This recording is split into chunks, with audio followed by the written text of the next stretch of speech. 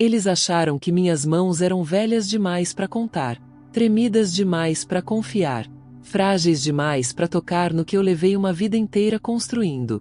Lembro do jeito que disseram, calmos, sorrindo, como se estivessem cuidando de mim. A senhora não precisa se preocupar com dinheiro, mãe. Deixe isso com a gente. Essa frase soou como amor disfarçado de cuidado, mas por trás dela, eu ouvi outra coisa. O som de uma porta se fechando. Tudo começou numa manhã de domingo, daquelas que cheiram a café e laranja fresca.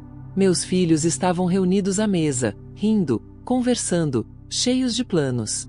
Eu olhava para eles e sentia orgulho. Acreditei que estávamos bem, que aquele era o resultado de uma vida honesta, de tanto esforço. Mas às vezes, a traição não chega como uma tempestade. Ela entra como uma brisa, mansa, disfarçada, até virar o ar que você respira sem perceber. O primeiro sinal veio num olhar. Um rápido desvio de olhos quando perguntei sobre um extrato bancário. Uma hesitação longa demais. Depois vieram as conversas sussurradas, os papéis que sumiam, as assinaturas que pareciam minhas, mas não eram. Mesmo assim, eu tentei me convencer de que era coisa da minha cabeça. Porque a verdade mais difícil de aceitar é aquela que tem o rosto do próprio sangue. Eu construí aquela família com a mesma disciplina com que construí minha carreira. Cada moeda que eu guardei vinha carregada de sacrifício, de noites sem sono, de promessas que cumpri mesmo quando ninguém acreditava em mim. E de repente, essas mesmas moedas estavam sendo contadas por mãos que não tremiam de idade, mas de ganância. Eles disseram que eu era velha demais para lidar com dinheiro. O que queriam dizer era: você é velha demais para perceber o que estamos tirando. É estranho como o silêncio vira uma arma quando ninguém espera que você o use. Comecei a ouvir as pausas, as desculpas, o tom de pena quando falavam comigo. Cada não se preocupe soava como não se meta.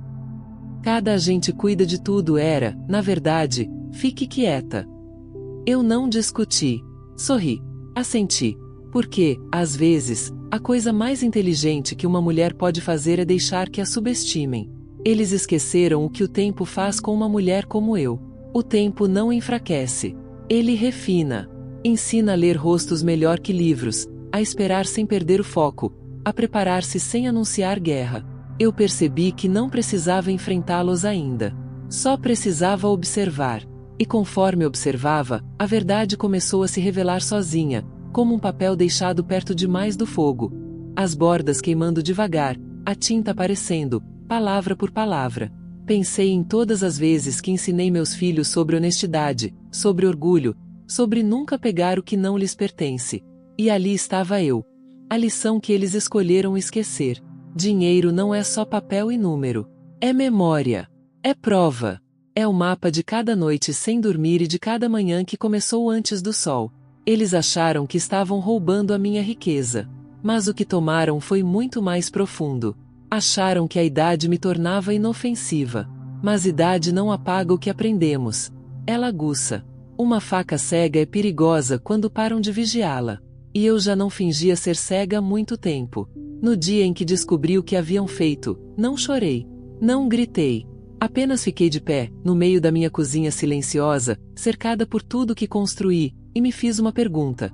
Se eles acham que sou velha demais para lidar com dinheiro, o que vão fazer quando descobrirem que eu ainda sei lidar com poder? Nos dias seguintes, comecei a perceber o quanto a traição pode se esconder em gestos pequenos.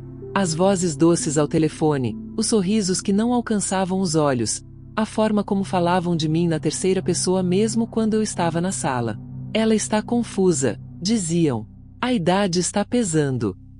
Cada palavra parecia um tijolo sendo empilhado entre mim e a realidade. E quanto mais eles me tratavam como frágil, mais força eu sentia nascer por dentro. O golpe não veio de uma vez.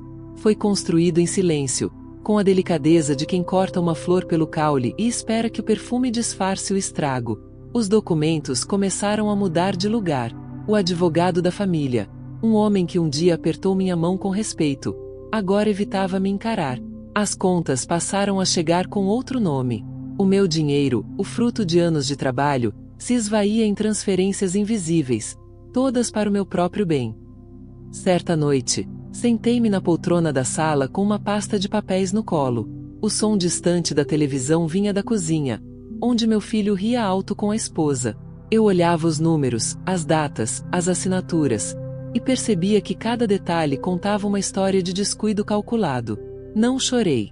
Não havia lágrimas suficientes para explicar o tipo de dor que não vem da perda, mas da certeza de ter sido enganada por quem você colocou no colo. A casa parecia fria, mesmo com as luzes acesas. Cada retrato nas paredes carregava um olhar que agora me fervia por dentro. Eu via o rosto de meus netos, e um pensamento cruel me atravessava. Será que eles também aprenderão a roubar com o mesmo sorriso que herdaram? Foi ali que uma lembrança antiga me visitou. Minha avó, de avental branco, contando as economias guardadas em latas de biscoito. Ela dizia que o dinheiro só tem valor quando vem junto com respeito. E que quem perde o respeito por si mesmo acaba pobre, mesmo com o bolso cheio. Essas palavras ecoaram em mim como um chamado. Desde aquele dia, comecei a observar tudo com outros olhos. Os silêncios, as contradições, os olhares trocados no jantar. Eles não percebiam, mas eu estava aprendendo de novo a jogar o jogo que eles achavam que eu já havia esquecido. E quanto mais me tratavam como incapaz, mais eu aperfeiçoava minha calma. O silêncio, descobri, é o disfarce mais poderoso de uma mulher ferida que ainda não desistiu. Os dias foram se misturando, e a rotina virou palco. Eu assistia às cenas e anotava mentalmente cada detalhe. As mensagens trocadas às escondidas, os nomes sussurrados, as reuniões de família das quais eu não era mais convidada. No começo, achei que queria apenas recuperar o que era meu. Mas depois entendi. O que eu realmente queria era que eles entendessem o peso de subestimar alguém que lhes deu tudo. Enquanto esperava o momento certo, redescobri algo dentro de mim que há muito tempo estava adormecido. O prazer de não ser previsível. Havia uma liberdade silenciosa em vê-los construir o próprio castelo de mentiras sem perceber que eu já tinha o mapa das rachaduras. E quanto mais eu me calava, mais a verdade ganhava forma. Era como se cada palavra não dita me desse tempo, espaço e poder. Eu sabia que a justiça, quando feita no tempo certo, tem um sabor que nem o dinheiro mais roubado é capaz de comprar. Muitos que me ouvem agora entendem o que é ser deixado de lado por quem devia proteger. É por isso que tantas pessoas escolhem permanecer aqui, acompanhando cada revelação, porque sabem que o silêncio de uma mulher como eu nunca é vazio. É apenas o intervalo entre o golpe e a resposta. E eu já estava pronta para responder, mas não com palavras. Com algo que faria todos eles entenderem que o tempo, esse mesmo que eles usaram para me apagar, seria o meu maior aliado. Porque o relógio sempre volta a bater, e dessa vez, ele bateria no ritmo da minha vingança. Certa tarde, entrei no escritório da casa, o lugar que antes era meu refúgio. A janela ainda deixava entrar a mesma luz amarelada do fim do dia, mas o ambiente parecia outro. Sobre a mesa, encontrei uma pilha de pastas e um envelope que não reconheci. O papel tinha meu nome escrito com a caligrafia trêmula do meu filho mais velho. Abri devagar, já sentindo o estômago se contrair. Dentro, um documento de transferência, meu nome substituído pelo dele. A assinatura, perfeita demais para ser minha. Fiquei ali parada, olhando para aquele papel como se fosse uma fotografia do momento exato em que o amor morre. A casa parecia mais silenciosa do que nunca. Só o tic-tac do relógio e o som distante de uma torneira pingando quebravam o ar pesado. O cheiro de café requentado e o frio da cerâmica sob meus pés completavam a cena de um crime sem sangue, mas com todas as marcas. Naquele instante, percebi que o roubo não era só do dinheiro, mas da minha história. Eles queriam apagar a mulher que ergueu cada parede daquela casa, que trocou descanso por sustento, e que agora, aos olhos deles, era apenas um estorvo com rugas e lembranças demais. O mais cruel é que tudo isso vinha disfarçado de amor. Um amor que mandava mensagens me lembrando de tomar remédio, enquanto desviava o que era meu. Passei dias fingindo não saber. Observava como me tratavam com mais paciência que carinho, mais pena que respeito. Cada senhora está bem? Soava como uma tentativa de me medir, de ver se eu ainda era capaz de perceber o que faziam. Mas o que eles não imaginavam é que eu sempre fui boa em esperar. E o tempo, esse mesmo que tentaram usar contra mim, se tornaria minha melhor testemunha. À noite, me trancava no quarto e revisava tudo. Guardava cópias, imprimia comprovantes, registrava datas. O som da impressora era quase uma confissão em voz baixa. Aqueles papéis eram minha nova arma, cada folha um lembrete de que ainda era dona da minha lucidez. E de que, quando eu decidisse agir, nada ficaria no lugar. Um dia, durante o jantar, ouvi minha nora dizer, com um sorriso doce demais para ser inocente: mamãe devia aproveitar a vida, viajar, esquecer essas preocupações. Deixe o resto conosco. O resto. Essa palavra me atravessou como uma lâmina fria. Eles já falavam de mim no passado, mesmo com meu corpo sentado à mesa. Aquela noite foi o ponto de virada. Não chorei, não discuti, mas dentro de mim, uma decisão começou a ganhar forma, tão nítida quanto a chama da vela que tremeluzia sobre o jantar. Eu olhei para cada um deles, e percebi que o poder deles sobre mim terminava exatamente onde começava o meu silêncio. Aos poucos, comecei a plantar dúvidas onde antes havia confiança. Um comentário solto aqui, uma pergunta casual ali. E como ratos, eles começaram a se contradizer. Descobri que o medo corrói mais rápido que qualquer plano. Bastou um olhar firme meu para que um deles gaguejasse ao responder. O que eu aprendi ao longo da vida é que quem mente sempre teme ser pego, e quem teme, entrega tudo. Durante dias, vivi com a calma de quem está prestes a acender o pavio. A cada movimento deles, eu anotava mentalmente o que precisaria para desmontar a farsa. Era como montar um quebra-cabeça ao contrário. Eu já sabia a imagem final, só precisava das peças certas.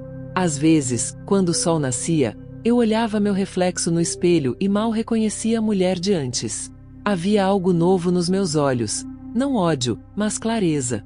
O tipo de clareza que vem quando o amor deixa de cegar e passa a iluminar o que sempre esteve ali.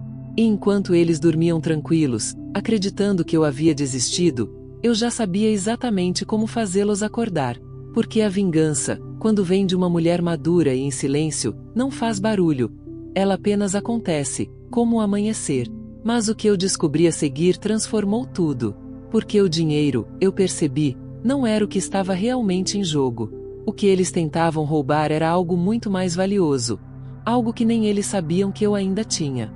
E quando percebi isso, o plano mudou completamente. Naquela noite, o silêncio da casa tinha outro som. Era o som da espera. O som que precede a verdade quando ela se prepara para sair do escuro. A lua atravessava a cortina e desenhava no chão um caminho prateado, como se me convidasse a segui-lo. Sentei na beira da cama e pensei em tudo o que havia descoberto, no que estava prestes a fazer, e senti algo que não esperava. Calma.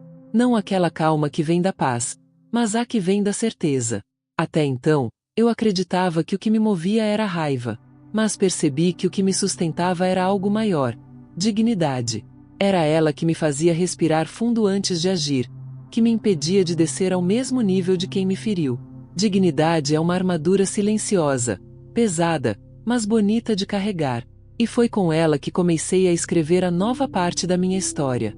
Passei dias observando o nascer do sol pela mesma janela, preparando o plano com cuidado de quem costura à mão um tecido fino.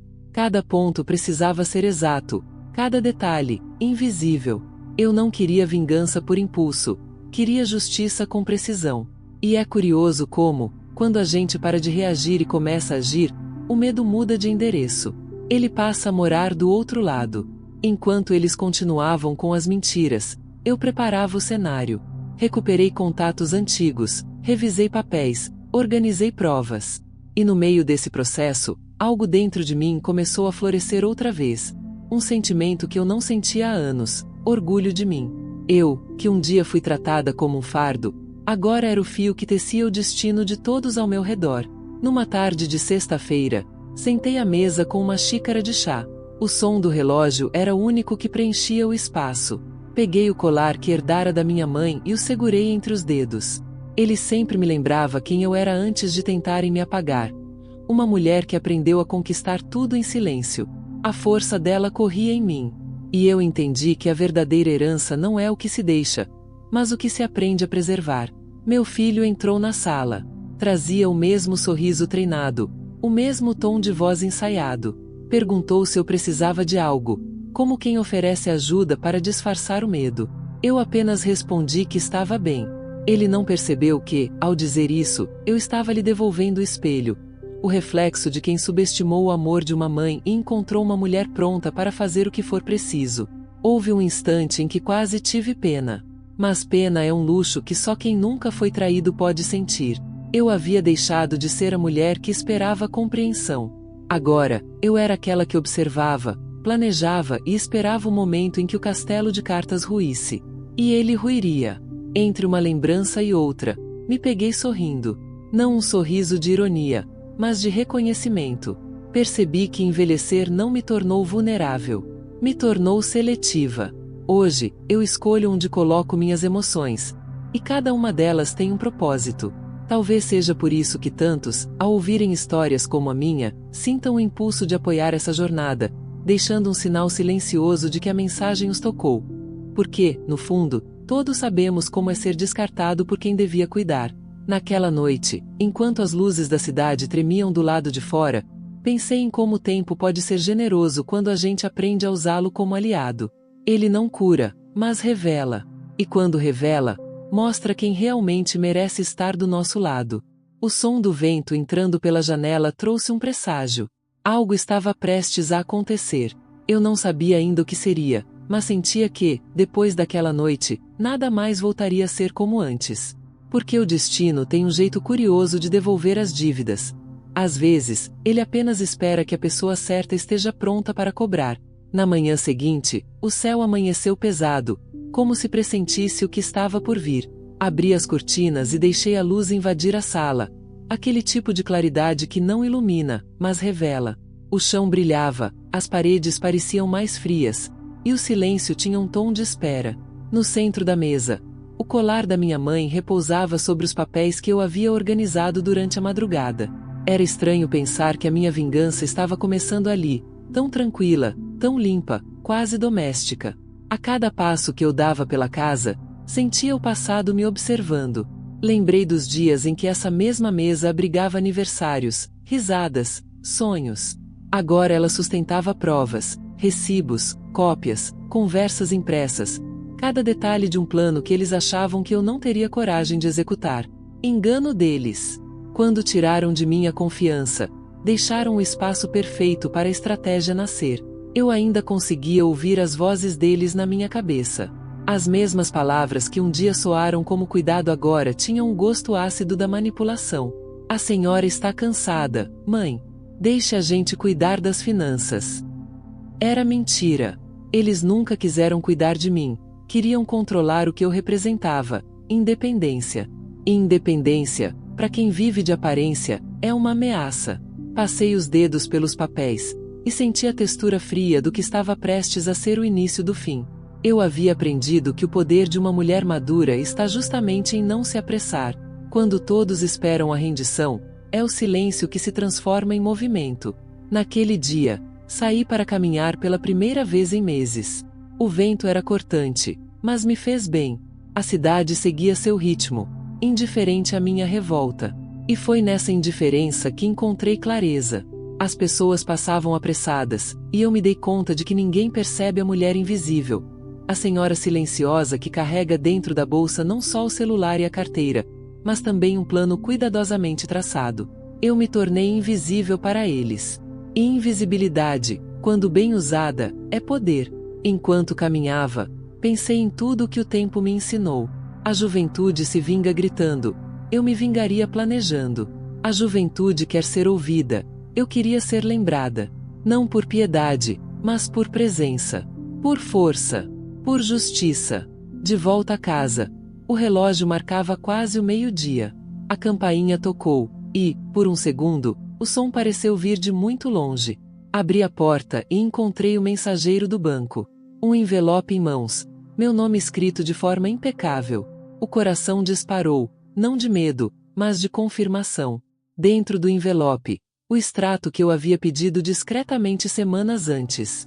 Ali estava o mapa completo do que eles haviam feito. Transferências, falsos investimentos, retiradas mascaradas de doações familiares. Tudo estava ali. Sentei-me devagar, o envelope nas mãos. Senti a respiração pesar, o tempo desacelerar. O papel tremia um pouco entre os meus dedos, mas não por fraqueza, por antecipação. Era como segurar o início de uma tempestade. E, pela primeira vez, percebi que a minha história deixava de ser sobre perda e começava a ser sobre poder. À tarde, liguei para um contato antigo, um advogado que me devia um favor de anos atrás. Falamos pouco. Ele entendeu rápido o que estava em jogo. Marquei um encontro, mas não contei nada à família. Deixei que pensassem que eu seguia distraída, que continuava acreditando em cada palavra doce que me serviam no jantar. Enquanto eles riam na sala, eu os observava com o mesmo olhar que um caçador reserva a presa. E o que me surpreendia não era o ódio, era a serenidade. Havia uma parte de mim que ainda lamentava o que se perdeu, mas outra, muito mais forte, que sabia. Alguns amores precisam morrer para que o respeito volte a viver. Naquela noite, não dormi. Fiquei sentada na varanda, sentindo o cheiro da chuva que se aproximava. As nuvens cobriam o céu, lentas, pesadas, carregadas de promessas. Eu sabia que, assim como a chuva, a verdade não se contém para sempre. Ela chega, encharca, limpa. E enquanto o vento balançava as cortinas, fechei os olhos e pensei no dia seguinte. O dia em que eles descobririam que a mulher velha demais para lidar com dinheiro ainda sabia muito bem como lidar com justiça.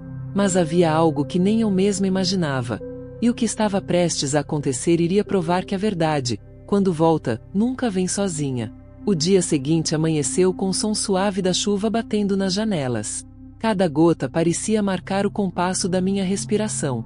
Eu me vesti devagar, como quem se prepara para algo que o corpo já entende, mas a mente ainda resiste a aceitar. O espelho me devolveu uma imagem que eu quase não reconheci, não por envelhecimento, mas por lucidez. Havia uma firmeza nova no olhar, um tipo de serenidade que só vem depois da dor. Era o olhar de quem deixou de pedir amor e aprendeu a exigir respeito. O encontro com o advogado foi breve, mas suficiente para mudar o rumo das coisas. Ele leu os papéis, levantou os olhos e disse, sem precisar de rodeios: eles cometeram fraude. A palavra ficou no ar, pesada, concreta, cortando qualquer resquício de negação que ainda existia em mim. Fraude. Meus próprios filhos. A confirmação do que eu já sabia, mas que agora tinha forma, timbre e assinatura. De volta para casa. A cidade parecia mais lenta. As pessoas passavam com pressa, os guarda-chuvas se chocavam nas calçadas, e eu caminhava em outro ritmo, o da decisão. Cada passo me lembrava que, mesmo quando tentam nos apagar, o chão ainda reconhece a força de quem o construiu. Quando abri a porta da sala, senti o cheiro familiar de comida recém-feita. O jantar estava pronto, e eles me esperavam sorrindo, como se nada tivesse acontecido. A mesa posta, o perfume do arroz, o som dos talheres. Tudo igual, mas nada era igual. Sentei no meu lugar de sempre e observei. A mão do meu filho tocava da esposa por baixo da mesa. Um gesto automático, ensaiado, quase teatral. Eu sabia que aquela encenação terminaria em breve. Mas não era a hora. Ainda não. Enquanto eles falavam sobre planos de viagem, eu pensava em outra viagem. A que me levou até ali, desde o momento em que me chamaram de velha. Lembrei das madrugadas que trabalhei costurando para pagar os estudos deles, das vezes que me calei para evitar conflitos, das promessas que fiz a mim mesma e nunca cumpri. Cada lembrança era uma pequena ferida reaberta, mas dessa vez, sem dor. Era como se eu precisasse ver o sangue antigo secar para entender o novo que estava por vir. No meio do jantar, o mais novo comentou que eu parecia distante. Eu sorri e disse: estou apenas observando. Ele riu, achando que era uma brincadeira. Mas aquela frase era a verdade mais pura. Eu observava cada gesto, cada palavra, cada migalha de culpa escondida atrás dos sorrisos. Depois que todos foram dormir, caminhei pela casa escura. O som dos passos ecoava nas paredes, e eu sentia o peso dos anos impregnado em cada canto. As fotos nas molduras pareciam me acompanhar com o olhar. Havia amor ali, eu sabia. Mas também havia engano, egoísmo, medo. E talvez fosse isso que tornava tudo mais humano. A mistura entre o que salva e o que destrói. Na sala, sentei na poltrona e acendi o abajur. A luz amarela desenhou sombras longas no tapete, e foi nessas sombras que percebi o que o tempo havia me ensinado. O amor sem respeito é apenas um tipo educado de prisão. Fiquei ali, em silêncio, por longos minutos. O relógio marcava cada segundo com a precisão de uma lembrança. Pensei em desistir, por um instante. Não pela perda material, mas pela exaustão. Era cansativo carregar tanto, a traição, a solidão, o papel de quem precisa ser forte mesmo quando o coração pede trégua. Mas logo entendi que a força não era uma escolha. Era herança. E heranças verdadeiras não se doam nem se roubam, apenas se vivem. Lá fora, o vento aumentou. A chuva engrossou e começou a bater com mais força no vidro. Parecia um aviso. Ou talvez um chamado. Algo dentro de mim se agitou, como se uma voz antiga sussurrasse: "Está chegando a hora." Levantei-me e caminhei até a janela. A rua estava vazia, coberta por reflexos de luzes tremidas. A tempestade refletia o que eu sentia por dentro, um caos sereno, bonito e assustador. A certeza de que nada voltaria a ser como antes. E foi nesse instante, olhando o céu se abrir em relâmpagos distantes, que eu entendi. A verdadeira justiça não acontece quando o outro é punido. Ela acontece quando você volta a enxergar a própria força sem precisar que ninguém a reconheça. Mas ainda havia algo me esperando. Algo que eu não tinha visto nos papéis. Algo que escapou ao meu controle. E quando percebi isso, o coração acelerou. Porque às vezes, a verdade que liberta é a mesma que também destrói, e eu estava prestes a descobrir qual das duas me aguardava. No dia seguinte, acordei antes do sol. A casa ainda dormia, e o silêncio parecia maior do que nunca. Caminhei até a cozinha e preparei meu café com o mesmo cuidado de sempre, mas tudo ao meu redor tinha outro significado. Cada movimento, cada detalhe, era parte de algo maior. Um plano que já não pertencia apenas a mim, mas a justiça que eu havia decidido despertar. A água fervia devagar, e o vapor subia como um sinal de que o tempo estava pronto. Sentei-me à mesa e observei o caderno aberto diante de mim. Nele, anotei os próximos passos, não como vingança, mas como estratégia. Cada linha era uma escolha, cada palavra um fio de controle retomado. Eu não queria puni-los com ódio. Queria ensiná-los com consequência. O tipo de consequência que não se apaga com desculpas. O advogado havia me orientado. As provas eram sólidas, os documentos incontestáveis. Mas ele também me alertou. Quando o poder muda de mãos, o medo muda de rosto. Eu sabia que, assim que tudo viesse à tona, as máscaras cairiam. E, por mais que o coração pedisse pressa, aprendi que a pressa é inimiga da precisão. Então, esperei. Naquela tarde, a casa se encheu de vozes novamente. Meus filhos chegaram para o almoço, trazendo o mesmo tom de familiaridade encenada. O cheiro de alho refogado, o som dos pratos se batendo, as risadas ensaiadas. Tudo parecia normal, quase convincente. Mas havia algo novo no ar. Eu não estava mais tentando acreditar em nada. Apenas observava, como quem assiste a uma peça pela segunda vez, sabendo o desfecho. Enquanto eles comiam, eu estudava cada expressão, cada desvio de olhar. A culpa é uma atriz medíocre, sempre entrega o papel cedo demais. E ali, na mesa onde antes eu servia amor, agora era eu quem servia silêncio. Silêncio carregado, calculado, afiado.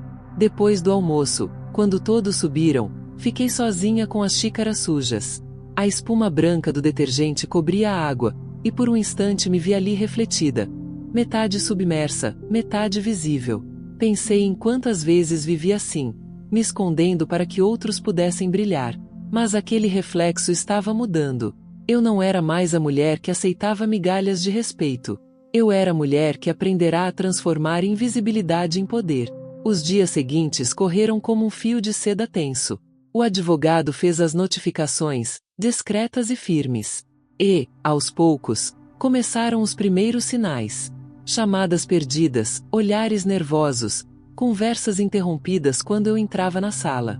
Eles sentiram. E sentiram cedo. A casa, antes cheia de ruído, foi tomada por um silêncio desconfortável.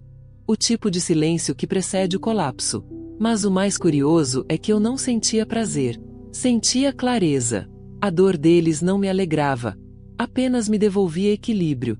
Era como se, ao devolver o peso das escolhas que fizeram, eu finalmente pudesse andar leve. Uma noite, encontrei minha nora no corredor. Ela evitou meus olhos, Mas a voz dela, trêmula, quebrou o ar. A senhora sabia o tempo todo, não é? Respondi apenas com um olhar, porque às vezes, o olhar diz mais do que qualquer sentença. Ela desviou, e naquele desvio eu vi o começo da queda. Na semana seguinte, chegaram as primeiras ligações. O banco bloqueando contas, o advogado pedindo reunião. Meu filho mais velho tentou esconder, mas a raiva o denunciou. Ele entrou na cozinha, os olhos vermelhos, e perguntou o que eu havia feito. Nada que você já não tivesse começado, respondi. Ele gritou, mas a voz dele não me alcançou. Eu apenas continuei lavando a louça, com a calma de quem entende que o poder, quando retorna, não precisa ser exibido, basta ser sentido. A partir dali, tudo começou a se reorganizar. Os mesmos que me chamaram de velha agora me olhavam com medo e, de certa forma, com respeito. Era como se finalmente enxergassem a mulher que sempre estive ali, por baixo das rugas, por trás da paciência. E talvez esse seja o momento em que quem acompanha essa história entenda algo maior. Quando subestimam uma mulher silenciosa, estão apenas cavando o próprio abismo. Enquanto caminhava até a varanda naquela noite, percebi algo curioso. A lua estava cheia, enorme, iluminando até as sombras mais teimosas do quintal. E foi impossível não pensar que o tempo é sábio. Ele não apaga o que é injusto, apenas espera o instante exato para revelar. Fiquei ali, observando o céu e respirando o ar frio, sentindo o peso sair pouco a pouco. Eu sabia que as consequências ainda viriam, que a queda dele seria pública, inevitável. Mas por enquanto, bastava esse silêncio. Um silêncio limpo, de vitória discreta, onde cada um que ouve essa história talvez sinta vontade de deixar sua própria marca, um pensamento, uma lembrança, algo que diga: eu entendo o que é ser subestimado, e sobreviver com elegância. O vento soprou mais forte, e as cortinas dançaram levemente, como se o mundo inteiro prestasse atenção. E eu, em silêncio, continuei ali, não esperando mais justiça, mas observando o som suave de quem finalmente aprendeu a vencer sem precisar gritar. Nos dias que se seguiram, a casa foi perdendo o som da rotina. O riso forçado do almoço, o arrastar das cadeiras, até o bater das portas. Tudo ficou contido, quase tímido.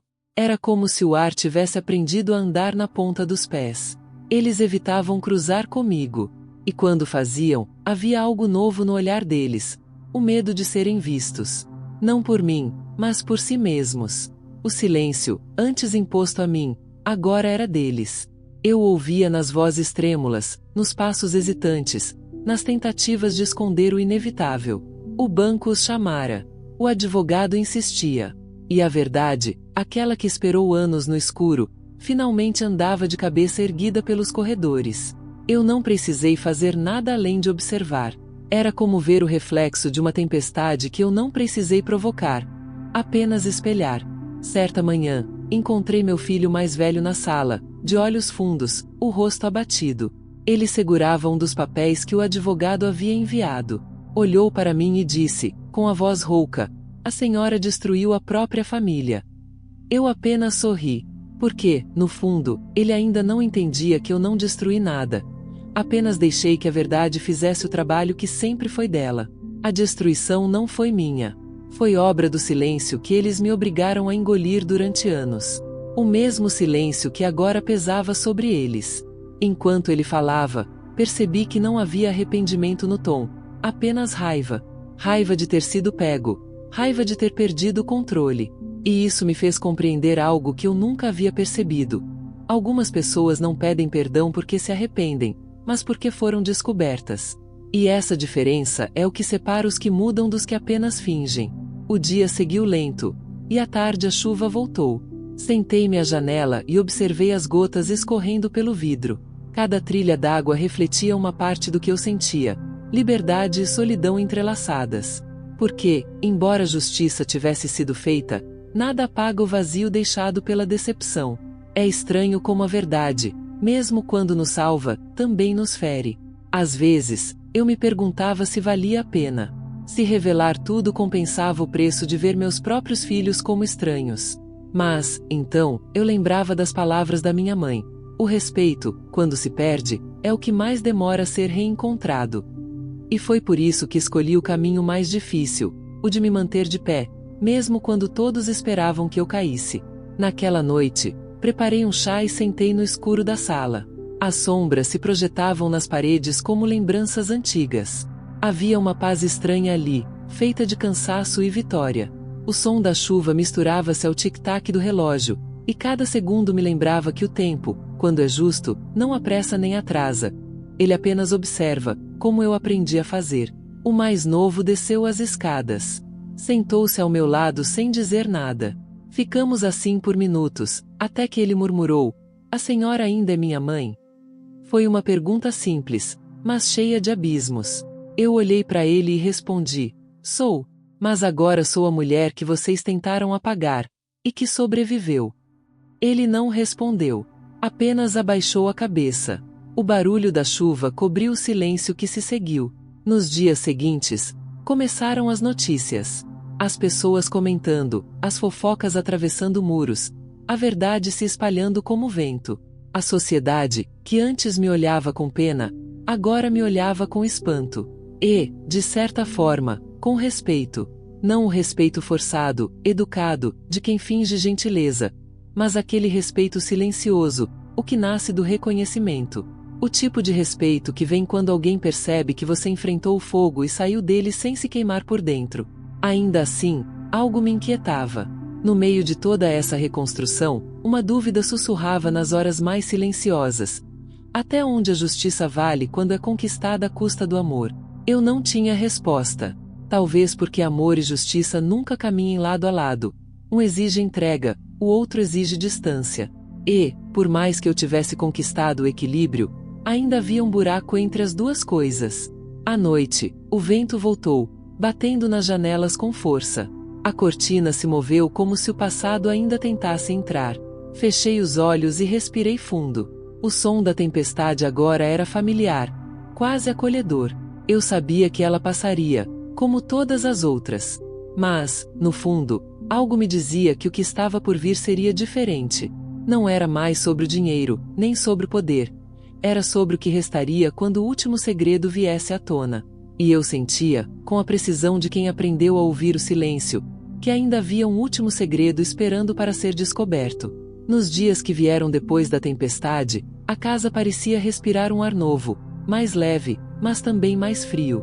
Cada canto guardava ecos do que havia acontecido, como se as paredes ainda tentassem entender a mudança. Os retratos nas molduras pareciam diferentes. O mesmo sorriso congelado de outros tempos agora carregava uma ironia silenciosa. Era estranho perceber que o amor, quando é ferido, continua ali, mas muda de forma. Ele não desaparece. Apenas se torna observador. Meu filho mais novo passou a evitar o olhar dos outros. O mais velho, por orgulho, tentava agir como se nada tivesse acontecido, mas eu via a rigidez nos ombros, o cansaço no rosto. As pessoas podem esconder o que fizeram, mas o corpo não mente. Cada gesto dele era uma confissão. Às vezes, eu o via de longe, sentado no quintal, olhando para o nada, e me perguntava se ele finalmente entendia o que significa perder a confiança de uma mãe. É uma perda que não se recupera. É como tentar colar um espelho com as mãos nuas. O reflexo volta, mas sempre rachado. A vizinhança comentava. As histórias se multiplicavam como vento em dia seco. E, curiosamente, ninguém parecia surpreso. Diziam que o dinheiro muda as pessoas. Eu nunca acreditei nisso. O dinheiro não muda ninguém. Ele apenas mostra o que sempre esteve escondido. E o que meus filhos me mostraram foi algo que talvez sempre estivesse ali, adormecido, esperando uma oportunidade para acordar. Numa tarde, fui ao jardim que eu mesma havia plantado. A terra ainda úmida da chuva exalava um cheiro de vida. Toquei as folhas de uma das roseiras antigas, e percebi que, mesmo depois de tudo, ela continuava florescendo. A beleza resistia. Pensei em como a natureza tem essa sabedoria simples. Ela perde, apodrece, renasce. E talvez fosse isso que eu estava aprendendo agora. A renascer dentro do próprio abandono. Mas havia algo que ainda me inquietava. Um detalhe pequeno, esquecido. O advogado havia mencionado uma movimentação recente. Algo que não constava nas provas iniciais. Um nome diferente. Um endereço fora da cidade. Uma transação feita pouco antes de tudo vir à tona. Era como um fio solto em um tecido que parecia completo demais. E eu aprendi a nunca ignorar fios soltos. Eles sempre levam a um segredo. Durante dias, tentei afastar o pensamento. Dizia a mim mesma que já era o bastante, que o que foi feito estava feito. Mas o silêncio da casa, agora tão cheio de vazios, me empurrava para aquela dúvida. À noite, eu me levantava e andava até o escritório. Acendia o abajur e abria novamente os papéis. O som do relógio parecia mais alto ali. As sombras se moviam nas paredes, e eu sentia o mesmo frio antigo, aquele que antecede a descoberta. Foi então que percebi uma coincidência que não era coincidência. Um nome repetido em diferentes documentos. Um sobrenome que eu conhecia, mas não esperava ver ali. A esposa do meu filho mais velho. O rosto doce, as palavras ensaiadas, a voz sempre amável. Ela também estava envolvida. E não apenas como cúmplice. Ela era a origem. A mente por trás da manipulação. Por alguns segundos, o chão pareceu girar. Não era raiva o que eu sentia, mas uma tristeza funda, quase ancestral. Uma mulher ferida por outra mulher. Essa é uma dor diferente. Mais silenciosa. Mais amarga. Porque no fundo, eu havia acreditado nela. Talvez até mais do que acreditei nos meus próprios filhos. A lembrança de cada gesto dela voltou à minha mente com nitidez cruel. O cuidado exagerado, os elogios, os abraços que duravam meio segundo a mais do que deveriam. Era um teatro perfeito. E eu, distraída pela dor da idade, comprei o ingresso da plateia. Voltei a sentar na poltrona, o documento em mãos. O papel tremia levemente entre os dedos, não por fragilidade, mas por choque. Lá fora, o vento aumentava, sacudindo as árvores. Era como se o mundo inteiro respirasse comigo, em compasso tenso. Eu olhei em volta e percebi que estava prestes a atravessar uma linha sem volta. O plano que parecia encerrado, na verdade, estava apenas começando outra fase. Eu não sabia ainda o que faria, mas sabia que o próximo passo não seria movido por dor, e sim por lucidez. Porque há um tipo de poder que só se encontra quando você perde tudo, e o meu estava voltando, mais afiado do que nunca. A luz do abajur piscou, e a sala mergulhou por um instante na penumbra. Fiquei ali, imóvel, respirando fundo. Eu sabia que aquela revelação mudaria tudo mais uma vez. E enquanto o relógio marcava o passar das horas, uma certeza crescia dentro de mim. A verdade ainda não tinha terminado de falar. A noite seguinte foi de um silêncio quase sagrado. O tipo de silêncio que antecede a verdade. Pesado, tenso, inevitável. A sala ainda guardava o cheiro de papel antigo e o perfume discreto das flores que eu mesma colhi naquela manhã. No centro da mesa, o documento permanecia ali, aberto, como uma ferida exposta que eu já não tinha medo de olhar. O nome dela reluzia sob a luz amarelada do abajur, frio e nítido como uma lâmina. Fiquei ali por longos minutos, observando aquele papel que encerrava anos de ingenuidade. Era estranho pensar que o último golpe não veio dos meus filhos, mas de uma mulher que aprendeu a sorrir enquanto cavava o chão sob meus pés. Eu me perguntei quantas vezes ela ensaiou aquela doçura, quantas vezes me observou com o olhar calculado de quem espera o momento exato para atacar. Mas, ao mesmo tempo, percebi que não havia mais espaço para a raiva. O tempo já havia retirado o sal do ódio e deixado apenas o sabor limpo da clareza. Levantei-me, dobrei o papel e o guardei dentro do colar de minha mãe. O mesmo que havia me protegido tantas vezes antes. Era simbólico. Um lembrete de que as histórias das mulheres da minha família sempre foram escritas com cicatrizes, mas também com inteligência. Na manhã seguinte, o sol entrou pela janela com uma luz diferente. Pela primeira vez em muito tempo, eu não senti medo do que viria. Senti apenas direção. Coloquei um vestido simples, prendi o cabelo e fui até o escritório do advogado. Contei tudo. Cada detalhe. Cada nome. Cada mentira dita com voz doce. Ele me olhou em silêncio por alguns segundos antes de dizer: "A senhora sabe que, quando isso vier à tona, nada ficará como antes." Assenti, porque essa era exatamente a intenção. Naquela tarde, decidi que a verdade não seria apenas revelada, seria exposta. De forma limpa, pública, incontestável. O mesmo palco que usaram para me diminuir agora seria o lugar onde se curvariam diante do próprio reflexo. Não precisei gritar, nem ameaçar. Apenas entreguei os fatos a quem sempre quis a verdade. O resto, como sempre, o tempo se encarregaria de fazer. Dias depois, os jornais começaram a noticiar o escândalo financeiro. O nome da empresa da minha nora, o mesmo usado para movimentar parte do meu dinheiro, estava em todas as manchetes. Meus filhos, envolvidos até o pescoço, tentavam se defender. Mas já não havia argumento que sustentasse o que se tornou visível demais. A queda foi rápida, quase silenciosa. A sociedade, que antes me via como uma idosa frágil, agora me chamava de a mulher que desfez o império da mentira com elegância. E talvez esse tenha sido o ponto de virada mais profundo. Eu não venci por vingança. Venci por lucidez. A justiça não veio com barulho, mas com luz. Luz que atravessa tudo o que é escuro e revela o que sempre esteve ali, esperando para ser visto. Quando tudo terminou, voltei ao jardim. As rosas estavam abertas, e o ar cheirava a terra molhada. Sentei no banco de pedra e senti o sol aquecer minhas mãos. Havia cansaço, sim, mas também havia um tipo de paz que não vem da vitória, e sim da restituição. Eu recuperei mais do que o dinheiro. Recuperei meu nome. Enquanto observava o movimento leve das folhas, pensei em quantas mulheres envelhecem sendo tratadas como invisíveis, quando, na verdade, são elas que sustentam o mundo em silêncio. Quantas foram chamadas de frágeis, de lentas, de incapazes, e ainda assim seguem, tecendo planos com a delicadeza e a precisão que só a maturidade ensina. É por isso que, se essa história te tocou de algum modo, se te fez lembrar de uma força que o tempo tentou apagar, deixe um sinal, não por mim, mas por todas as mulheres que continuam lutando com dignidade. Porque cada gesto de apoio, por menor que pareça, é uma forma de dizer: eu também escolho não me calar. Hoje, quando caminho pela casa, sinto o peso das lembranças, mas também o brilho de algo novo. O medo se foi. A solidão perdeu o tom amargo. E o que restou foi um silêncio diferente. Um silêncio cheio de orgulho. Olho para as mãos que eles chamaram de velhas e vejo nelas o que realmente são. Mãos que construíram, que sustentaram, que souberam esperar. Mãos que nunca precisaram de permissão para recomeçar. E é assim que eu encerro essa história. Não com gritos, nem com lágrimas, mas com um sorriso calmo.